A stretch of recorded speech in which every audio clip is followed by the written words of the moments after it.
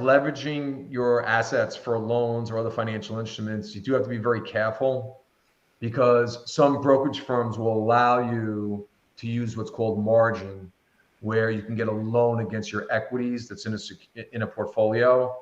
I will tell you that we do not use margin the way we work with our current clientele because of the risk that's involved. If the markets change dramatically, we just don't want to take the additional risk for the client. But with that being said, if a client needed a loan, brokerage firms do provide what's called margin loans, which would be a loan against the equity position or the equity percentage in your overall portfolio. As far as minimizing taxes on capital gains, we would go through the portfolio, and I'm doing it right now with a client that just invested a few $1 million with us last week, where we'll look at all the positions in the portfolio, and we'll try to figure out what he has outsized gains on. Those positions we'd have to separate and keep those.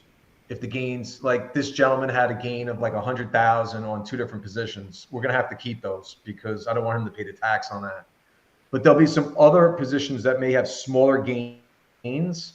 We can offset that with other positions in the portfolio that have losses. So the gains and the losses would offset one another so that the taxable event to the client would be next to nothing. So we'll usually have exposure towards equities at a certain percentage.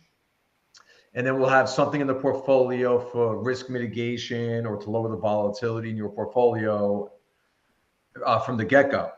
But there'll be a lot less in conservative investments if you were like 35, 40 years old than if you were 55, 60 years old. So as you get older, we will dial down the volatility so that your portfolio is more conservative. Our asset management program that has been put together actually rebalances the portfolio for a client every 2 weeks. So we're rebalancing on a consistent basis because we have positions that will be, if we have a large gain on something, our algorithms will tell us we need to sell that and move it back into something else to keep the risk parameters in line with one another. So we're rebalancing often for a client.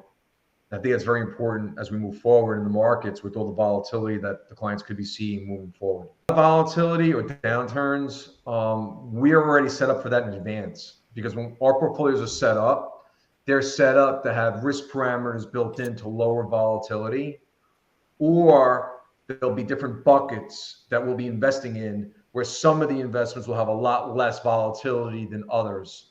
And when we mesh them together, the overall volatility would be much, much lower than if a client went out and worked on their own or worked with another financial advisor.